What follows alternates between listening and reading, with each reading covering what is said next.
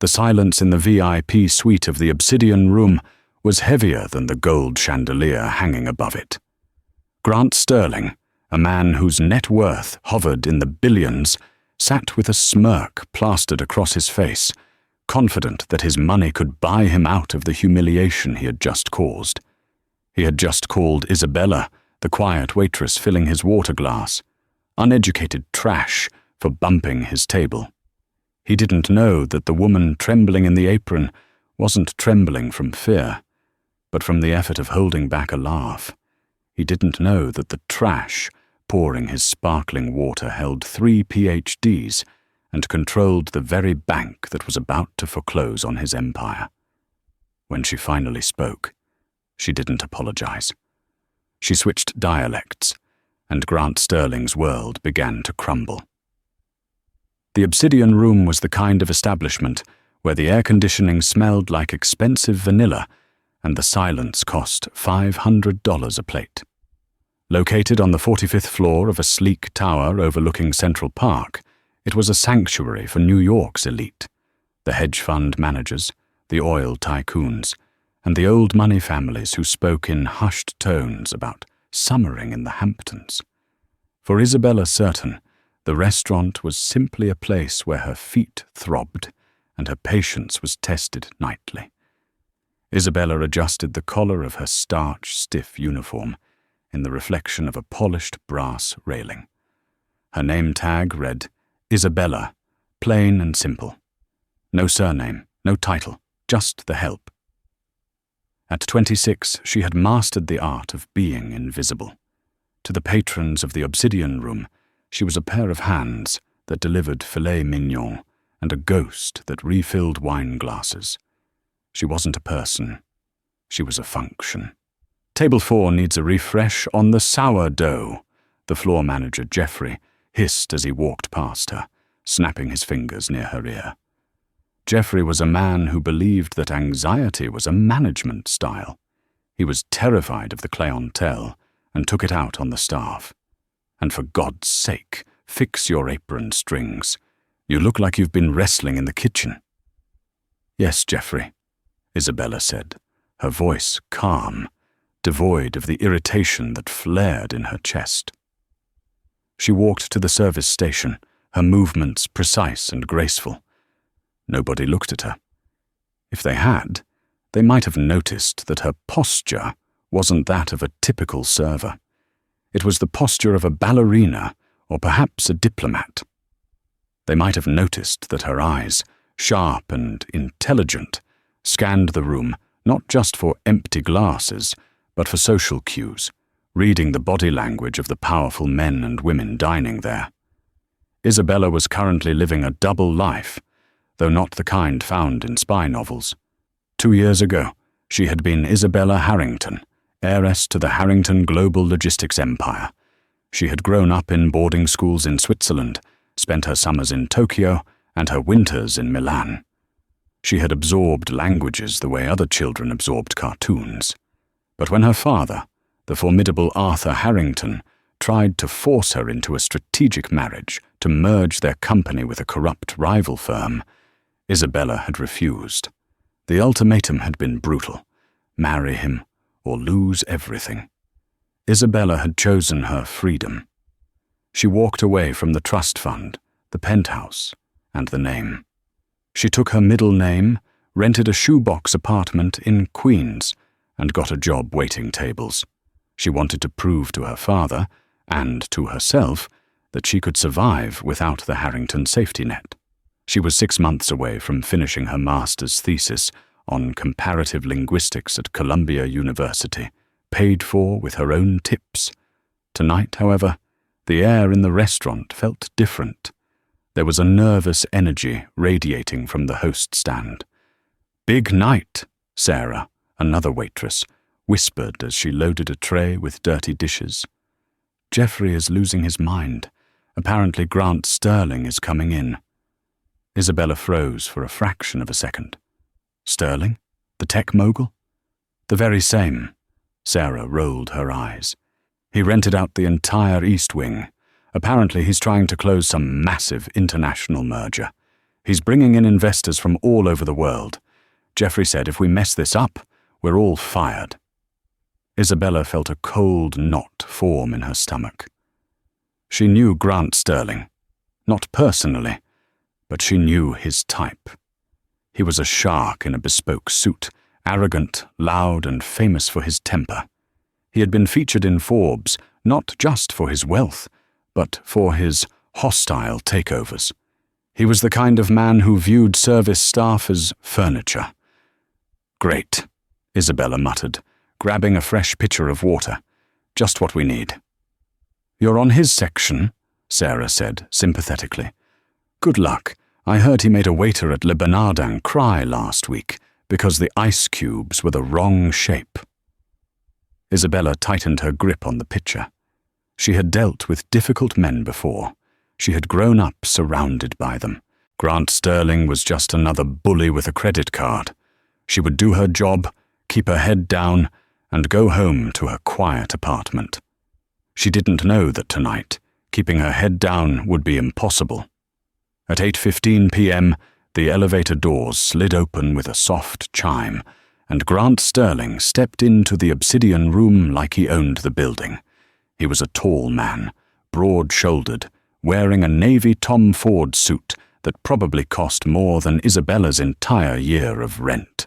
His hair was slicked back, his jawline sharp, and his eyes swept over the restaurant with a look of critical disdain. Flanking him were two nervous-looking assistants, and a woman in a red dress who seemed more interested in her phone than her surroundings. "Jeffrey!" Sterling's voice boomed, cutting through the ambient jazz music. "I specifically requested the lighting be dimmed by 20%. It's like an interrogation room in here." Jeffrey practically sprinted to the entrance, bowing so low Isabella thought he might tip over. "Mr. Sterling, welcome, welcome. I apologize profusely. I will have the lighting adjusted immediately. Right this way to the East Wing." Sterling didn't acknowledge the apology. He just started walking, snapping his fingers at his assistants to keep up. As they passed Isabella's station, Sterling stopped abruptly. He looked at the table she was setting. Table 12. "No," Sterling said, pointing a manicured finger at the centerpiece.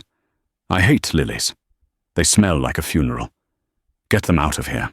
I want orchids, white ones, now." He didn't look at Isabella when he said it. He looked at the air above her head. "I will handle it right away, sir," Isabella said, her voice steady. Sterling finally glanced at her, his eyes narrowing, as if seeing a smudge on a pristine window. "And get me a scotch, Macallan 25. Neat. Don't drown it." "Of course." Isabella moved quickly, removing the lilies and signaling a busboy to run to the back for orchids. As she retrieved the scotch from the bar, she watched the rest of Sterling's party arrive. It was an impressive, if chaotic, group. There was Mr. Tanaka, an elderly Japanese gentleman with a stern face, accompanied by two younger aides.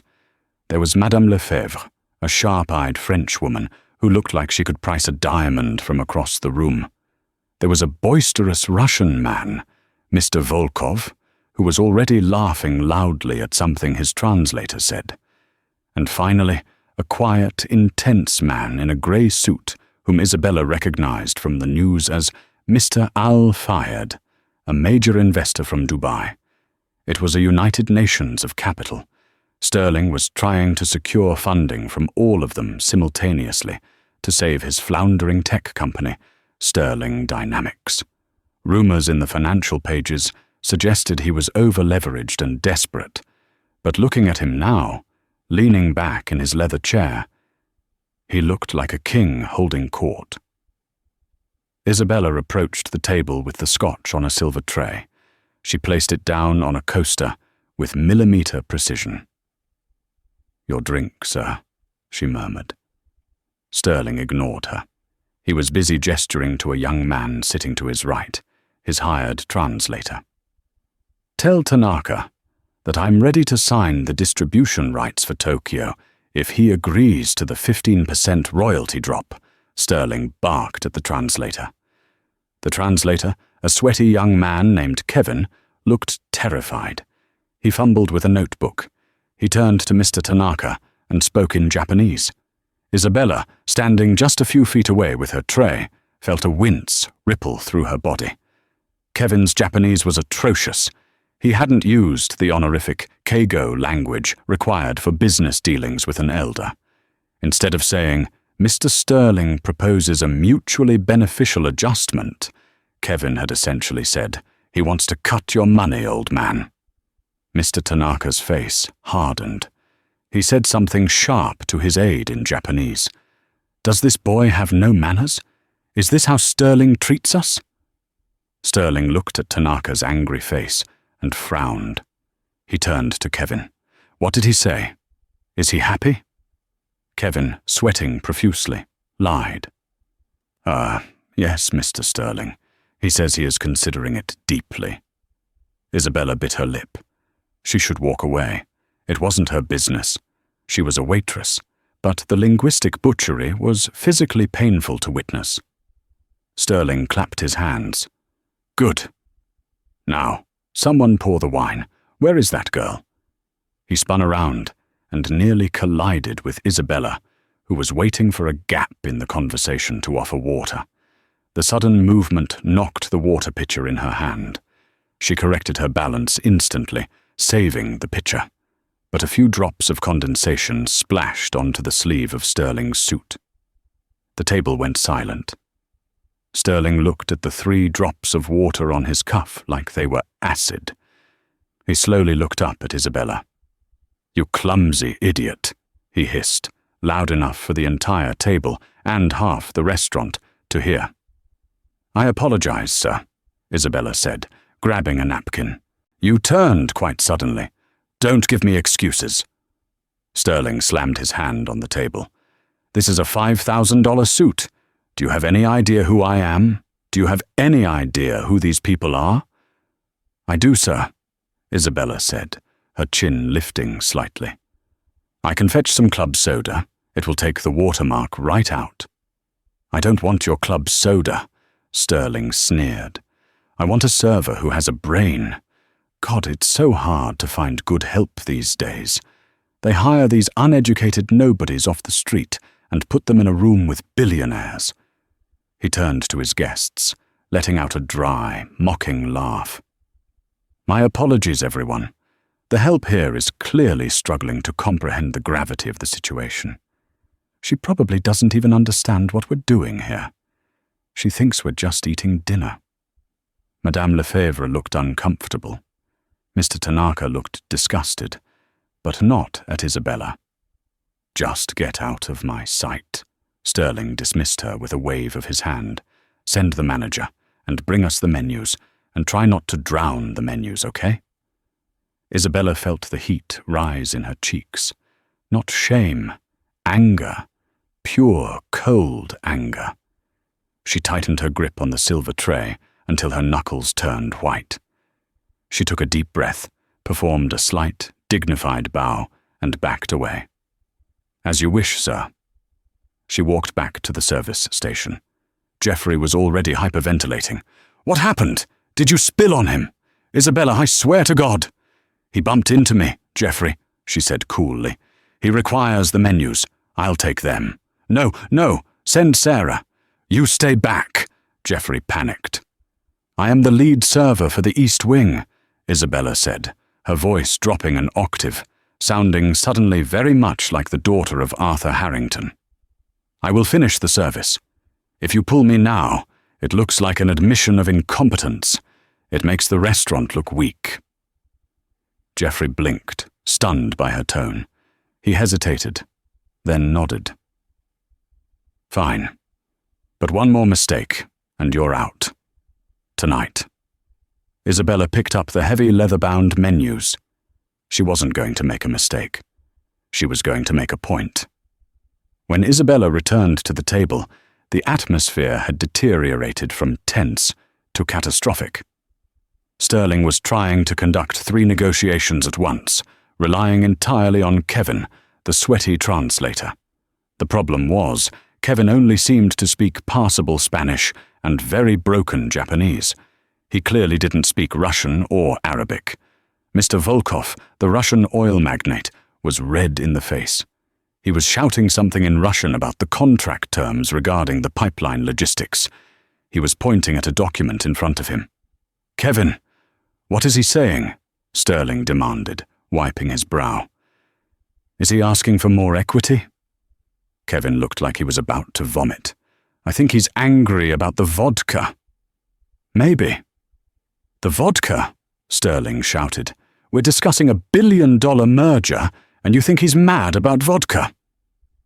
Isabella moved around the table, placing menus down. She paused behind Mr. Volkov.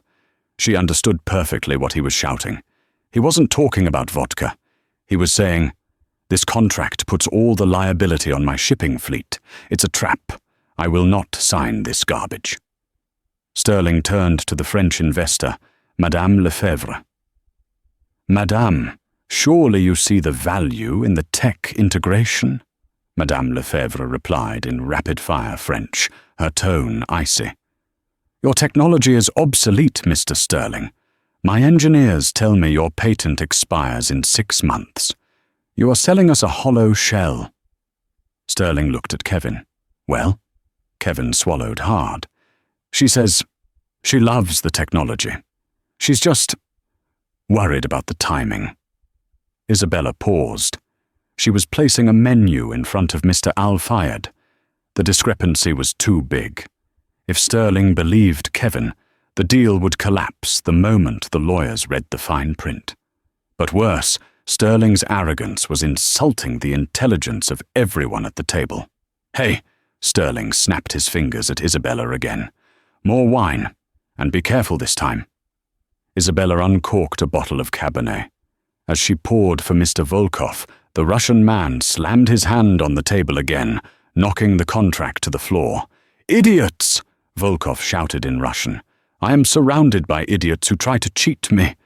Sterling sighed, rolling his eyes. "Look at this temper.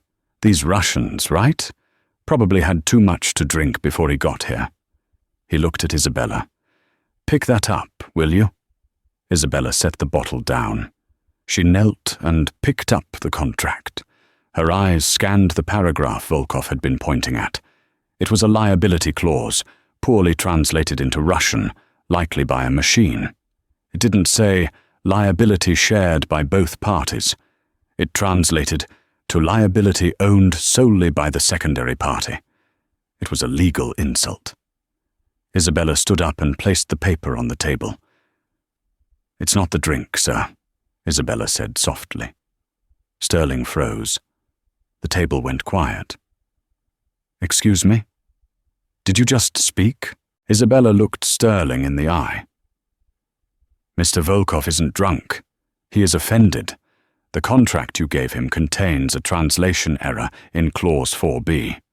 It states that he is responsible for all maritime accidents, rather than shared responsibility. He thinks you are trying to trick him into bankruptcy." Sterling stared at her, his mouth slightly open. "You read Russian?" "I do," Isabella said. Sterling scoffed, a cruel smile returning to his face. "Oh, this is rich. The waitress reads legal Russian. Did you learn that on Duolingo between shift breaks? Stick to pouring wine, honey. You don't know what you're talking about." He turned to Kevin.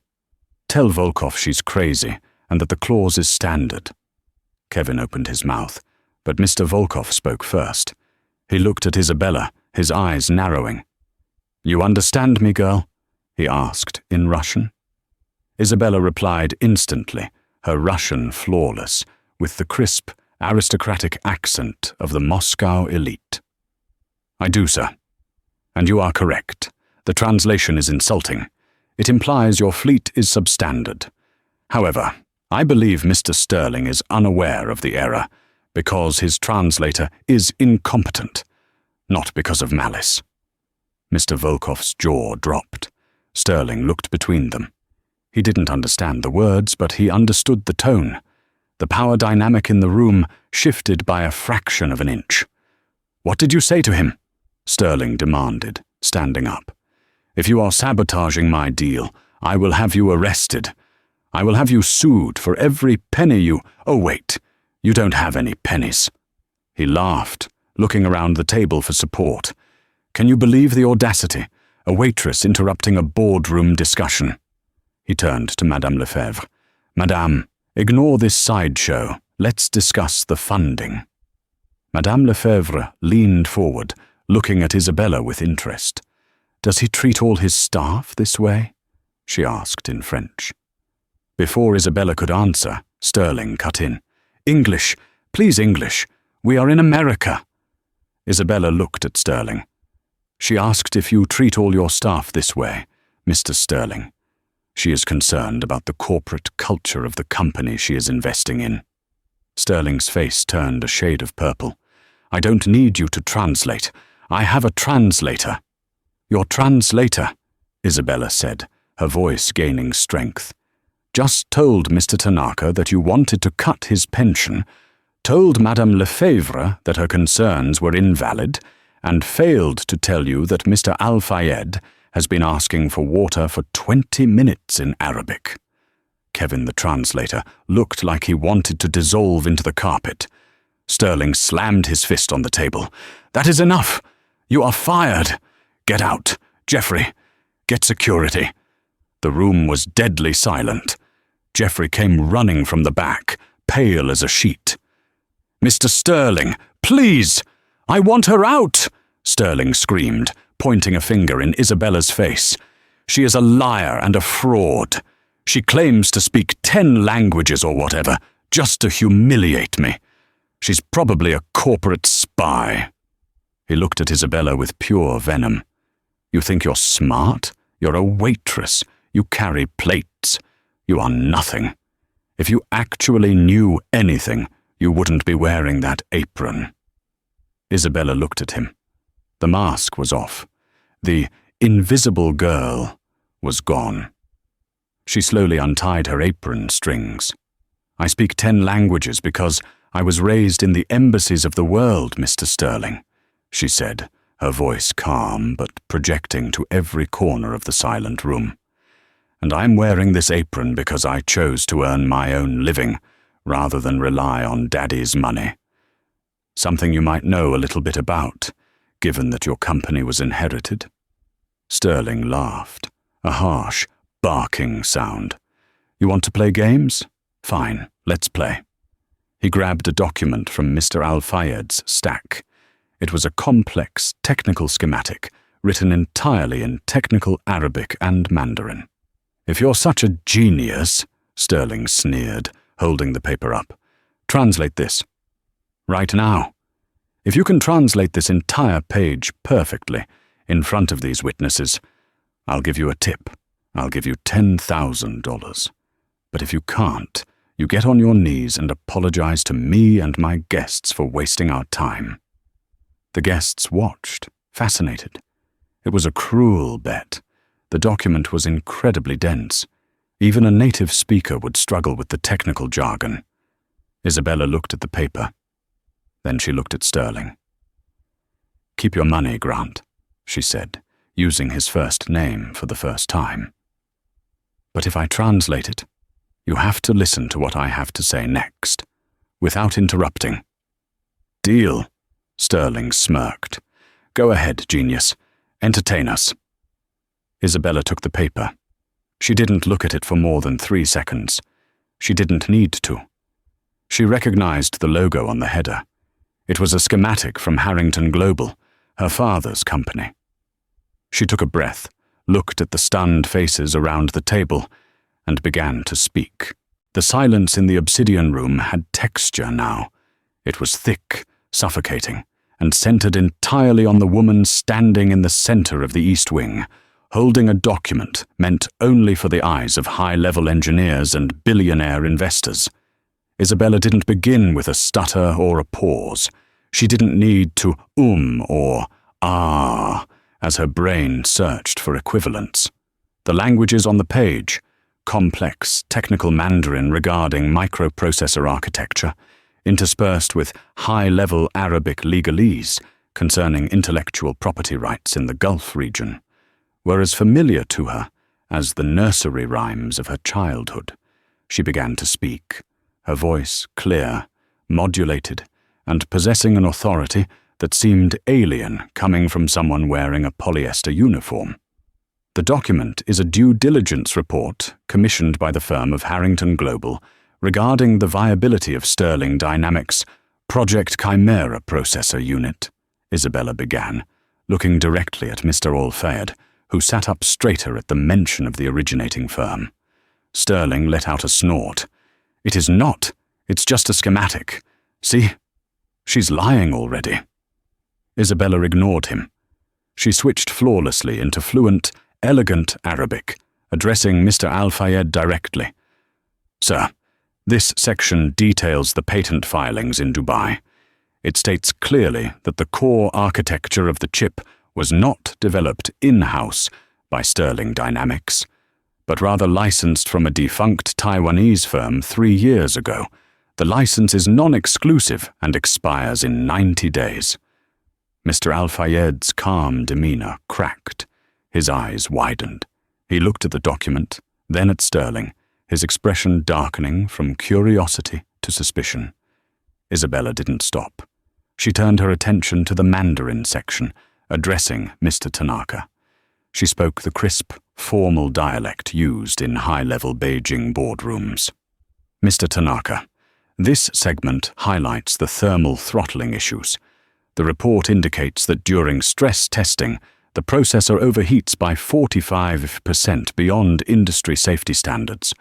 The cooling solution proposed by Mr. Sterling is noted here as theoretical and currently untestable.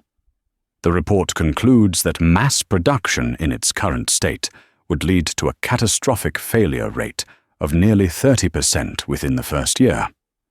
The color drained from Grant Sterling's face. It wasn't just that she was translating, it was what she was translating. This was the buried internal memo he thought had been destroyed, a memo written by an external auditor his own board had forced him to hire. How did Al-Fayed get it? "Stop her!" Sterling shrieked, jumping from his chair. "She's making it up. It's gibberish." "Sit down, Grant," Mr. Volkov, the Russian giant, roared. He didn't need a translation to understand the panic in Sterling's eyes. He pointed a meaty finger at Isabella. "Let the girl finish." Isabella continued, her cadence rhythmic, almost hypnotic. She was no longer a waitress. She was a conduit of devastating information. For 10 minutes, she dissected the document. She revealed hidden debt structures concealed in footnotes. She exposed inflated user projection numbers. She translated notes in the margins written by skeptical engineers. She moved around the table as she spoke, making eye contact with each investor in their native tongue. To Madame Lefebvre, she explained in rapid French that the innovative AI integration Sterling had touted was actually a basic algorithm purchased off the shelf. The dining room floor had become a theater of corporate execution. The other diners in the restaurant had stopped eating. The waiters stood frozen against the walls, trays held forgotten in midair. Jeffrey, the manager, was gripping the host stand so hard his knuckles were white, terrified by the spectacle yet unable to look away. Finally, Isabella reached the end of the document. She placed the paper gently back onto the table in front of a stunned Mr. Al-Fayed. She turned to Grant Sterling, who was now standing, gripping the back of his chair, sweating through his expensive suit. He looked smaller than he had 20 minutes ago. The air of invincibility was gone, replaced by the desperate look of a gambler whose bluff had been called in spectacular fashion. "The concluding summary," Isabella said, switching back to English, her voice calm and devastatingly neutral, states that investing in Sterling Dynamics at the current valuation represents an extreme risk and recommends immediate divestment. It is signed by the lead auditor of Harrington Global. She paused, letting the words hang in the air like smoke. "You owe me $10,000, Mr. Sterling, though I imagine you might need that money for legal fees very soon." Sterling opened his mouth, but no sound came out. He looked at Kevin, his hired translator, who was staring at Isabella with a mixture of awe and horror. "Kevin," Sterling croaked, his voice weak. "Is that what it says?" Kevin gulped. He picked up the paper, his hands shaking. He recognized a few characters here and there. Mr. Sterling, I think she's right. The characters for failure and debt are everywhere." The investors began to speak all at once, a cacophony of angry Russian, sharp French, confused Japanese, and furious Arabic. They weren't looking at Sterling for answers anymore. They were looking at Isabella. Sterling seemed to snap. The humiliation was too much. His narcissism couldn't process the reality of being dismantled by a servant. "You stole that!" Sterling shouted, lunging toward Isabella, his finger inches from her face. "You are a corporate spy. You planted that document. Who are you working for? Is it Musk? Is it Zuckerberg? I'll have you thrown in prison for espionage." He turned frantically to the table. "Listen to me. She's a fraud. She's just a waitress. A nobody who memorized some lines. Don't you see? It's a setup." He grabbed Jeffrey by the arm as the manager tried to shrink away. "Tell them, Jeffrey. Tell them she's just some uneducated trash you hired off the street last month. Tell them she knows nothing." Jeffrey looked terrified. He looked at Sterling, then at the furious investors, and finally at Isabella, who stood perfectly still, her expression unreadable. "Mr. Sterling, please," Jeffrey stammered. "You're making a scene." "I'm making a scene." Sterling laughed hysterically. "This thing is ruining my life with lies." "They aren't lies, Grant," Isabella said softly. "Shut up." "What is your name?" Sterling demanded, screaming into her face. "Tell them your real name so we can find out which gutter you crawled out of." Isabella sighed.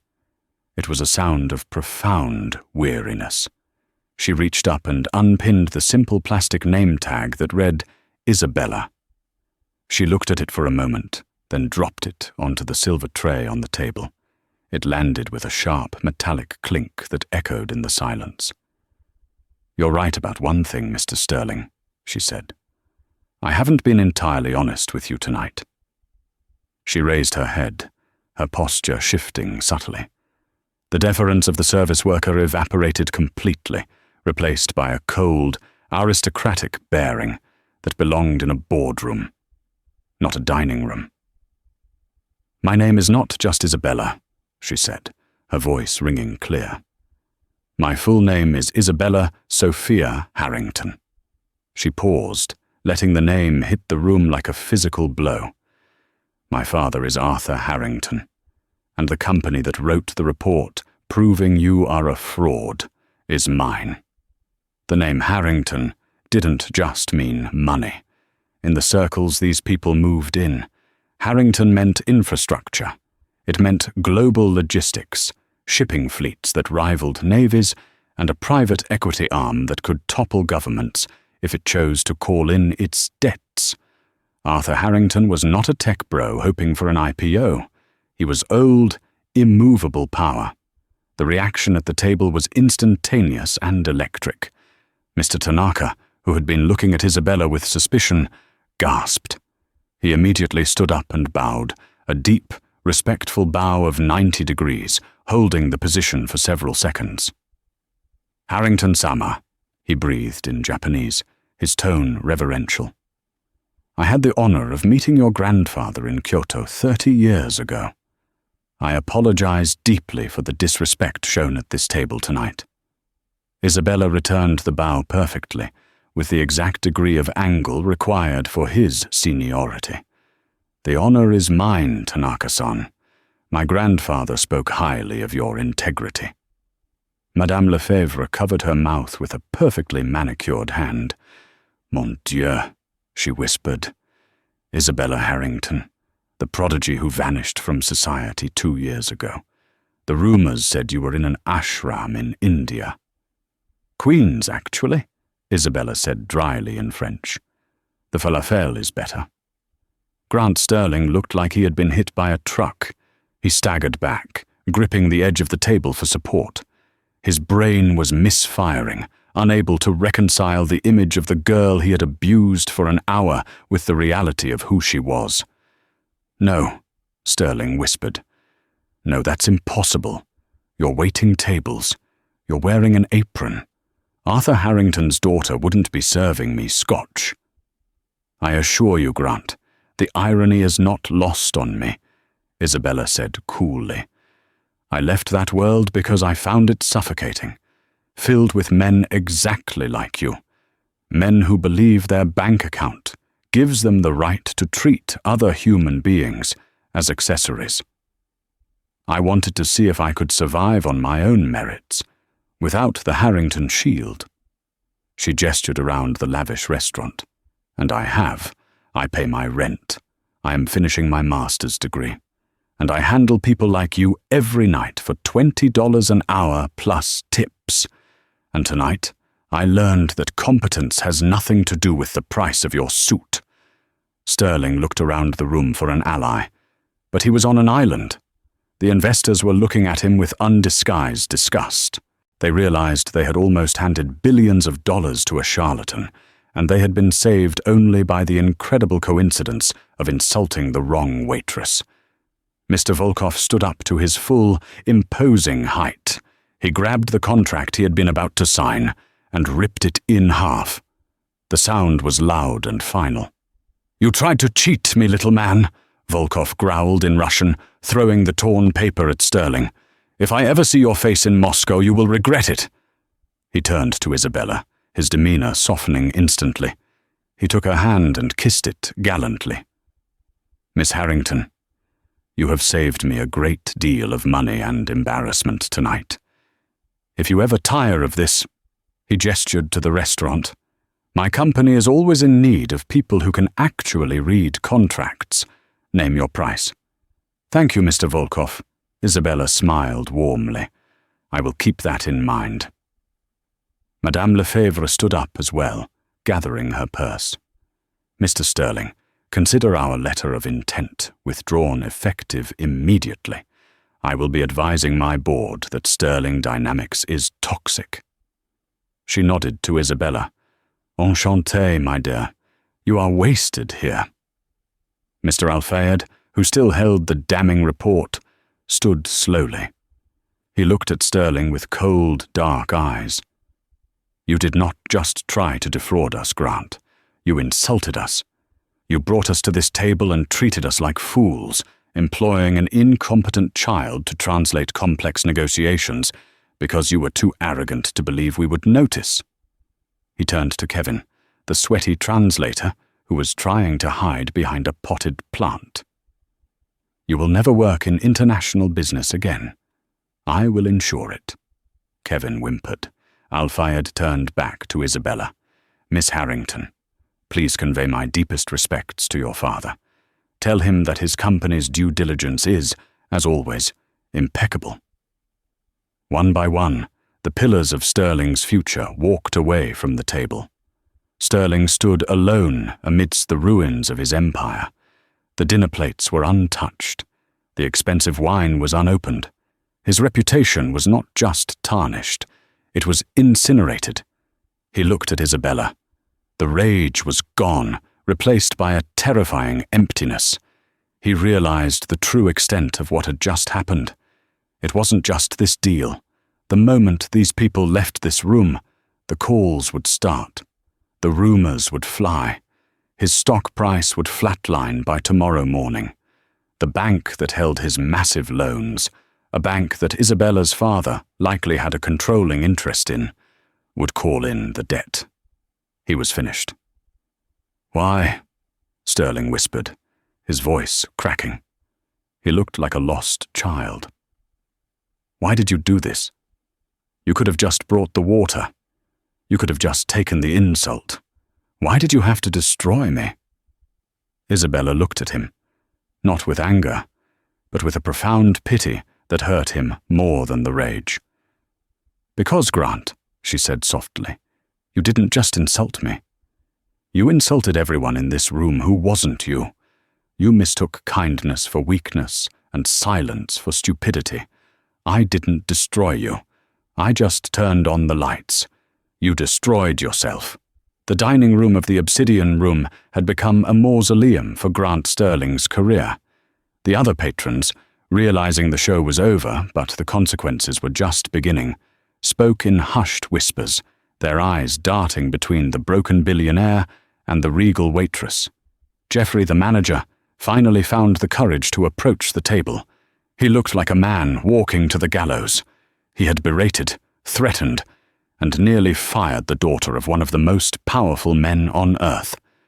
"Miss Harrington," Geoffrey stammered, wringing his hands together. "I have no words. The way I spoke to you earlier, if you had known who my father was, you would have treated me with respect," Isabella finished for him, her voice calm but sharp. "But because you thought I was just Isabella from Queens who needed this job to pay rent, you thought it was acceptable to snap your fingers in my face and threaten my livelihood to appease a bully like him." She gestured to Sterling, who had sunk into a chair, his head in his hands. Geoffrey flinched. "I am mortified. Please, I hope you won't mention this to the owners. I have a family." Isabella sighed. The anger she felt wasn't really at Geoffrey. He was just a symptom of the system Sterling thrived in. Kiss up, kick down. "I won't report you, Geoffrey," she said. "But you need to understand something. The people who work for you, Sarah in the kitchen, Marco the busboy, they are working harder than anyone in this dining room. They deserve your respect, not because of who their parents might be, but because they are human beings doing a difficult job. Remember tonight, the next time you feel like taking your stress out on them." Yes, of course. "Thank you, Miss Harrington." Geoffrey practically curtsied in relief. Isabella turned back to the table.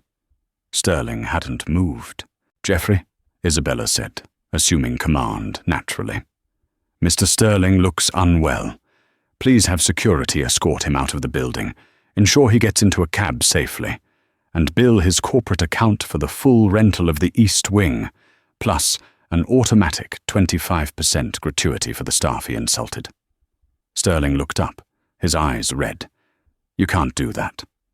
"I think you'll find I can do whatever I like right now, Grant," Isabella said. "Consider it an asshole tax." 2 large security guards materialized. They weren't gentle as they pulled Sterling to his feet. He didn't resist. He looked hollowed out. As they led him toward the elevator, past the staring diners, he looked back over his shoulder, one last time at Isabella. He didn't look angry anymore.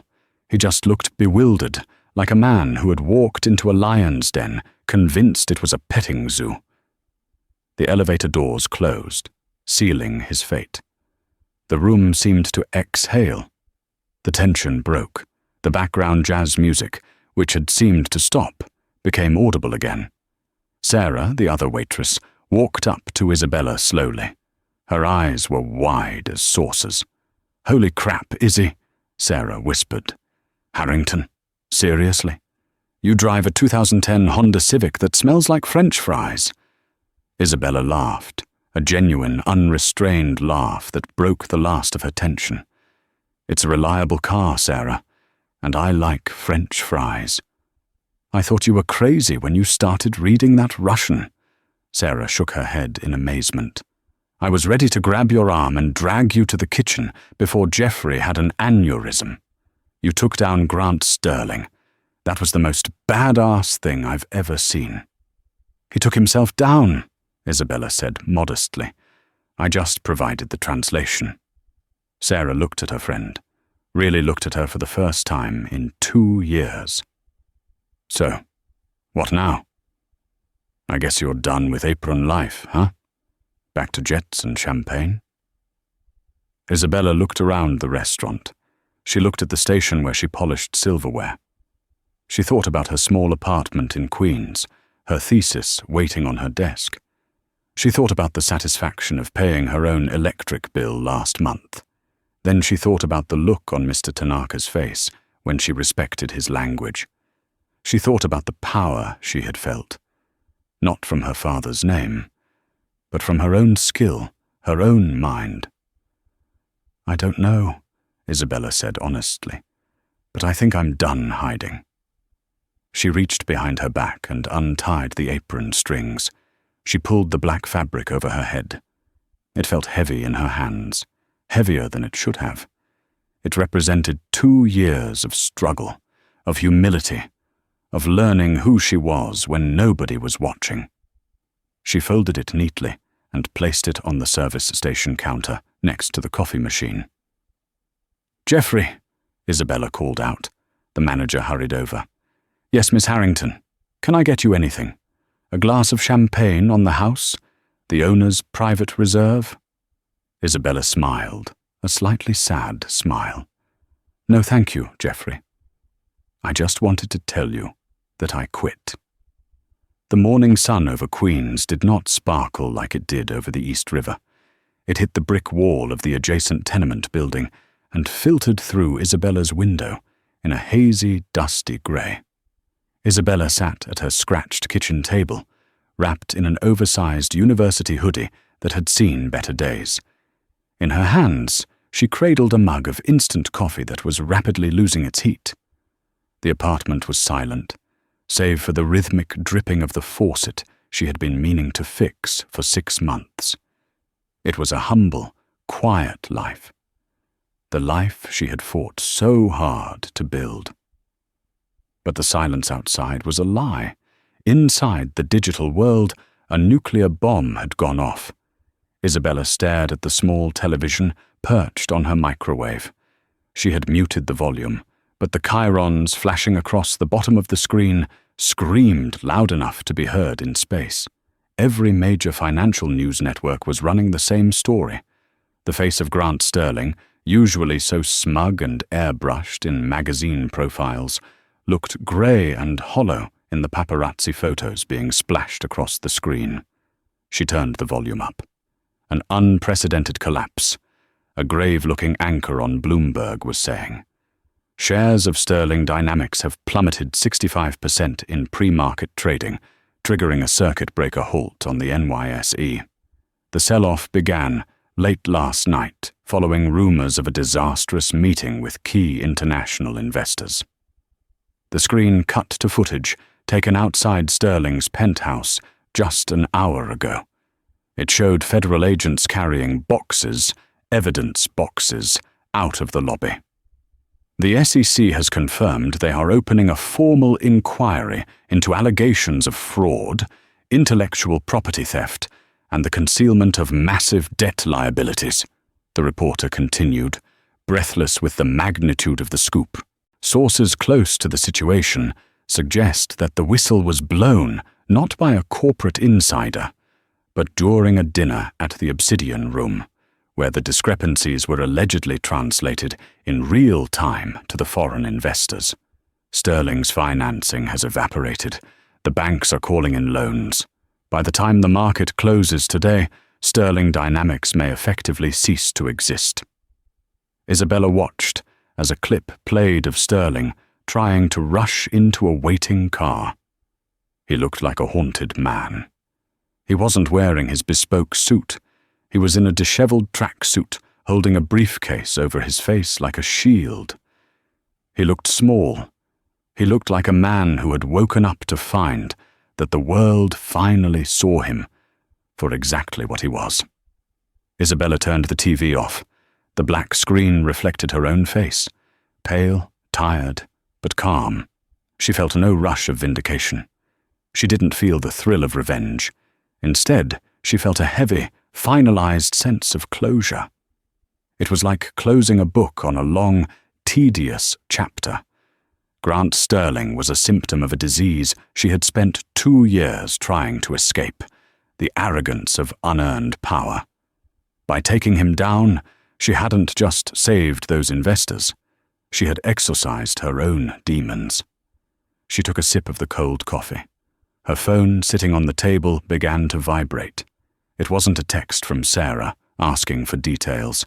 It wasn't a call from Jeffrey, begging for forgiveness. The phone buzzed with a long, steady rhythm that Isabella recognized instantly. She looked at the screen. The caller ID didn't show a name, just a location. Geneva, Switzerland. Her heart hammered against her ribs. She hadn't spoken to the owner of this number in 730 days. She let it ring 3 times, her thumb hovering over the green icon. She looked around her tiny apartment. The peeling paint, the stack of library books, the freedom she had carved out of nothing. Answering this call felt like opening a door she might never be able to close again.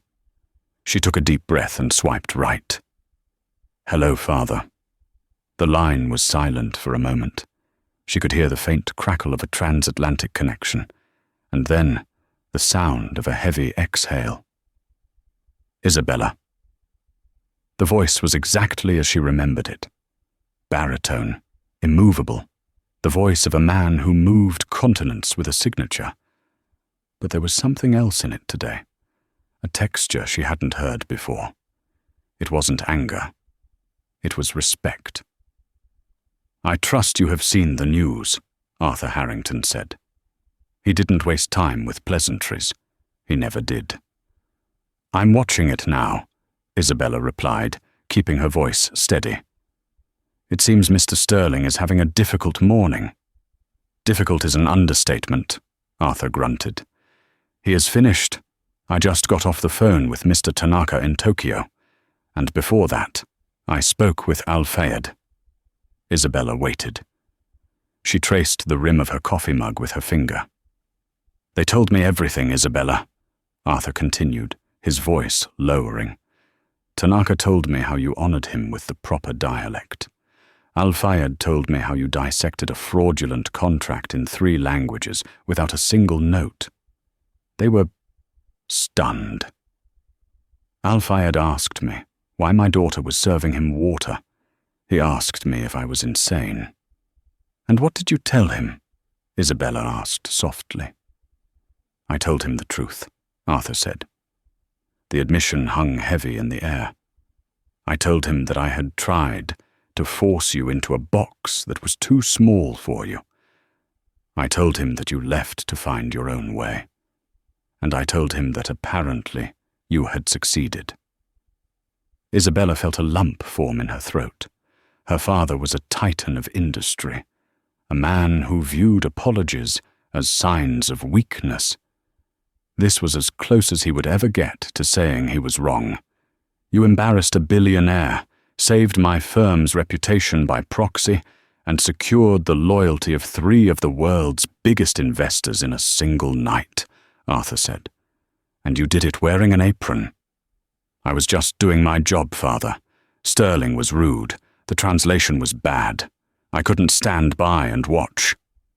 "That is exactly the point," Arthur said sharply. "You couldn't stand by. You have the instinct, Isabella. You have the fire.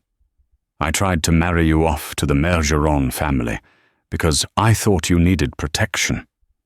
I thought you weren't tough enough for this world. I see now that I was the fool." Isabella stood up and walked to the window. She looked down at the street below, at the people rushing to the subway, living their lives. "Why are you calling, Dad?" she asked, dropping the formality. "Because Harrington Global is bleeding," Arthur admitted. "Not money. We have plenty of money. We are bleeding talent. We are bleeding vision. I have a boardroom full of yes men who tell me what I want to hear. I have executives who would have let Sterling sign that deal just to get a commission. I don't need more employees, Bella. I need a partner. I need someone who can walk into a room, read the silence, and tell me the truth, even if it hurts." He paused. "I want you to come home. Not to be a figurehead. Not to be a token daughter. The director of International Strategy Desk is empty.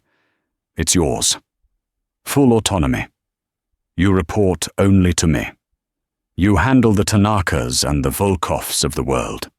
You run it your way." Isabella closed her eyes. It was the offer she would have killed for 3 years ago.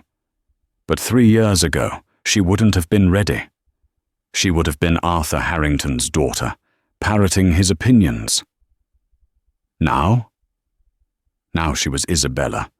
She knew what it felt like to stand on her feet for 10 hours a day. She knew the value of $1. She knew that the busboy, Marco, was more honest than Grant Sterling. "I have conditions," Isabella said firmly.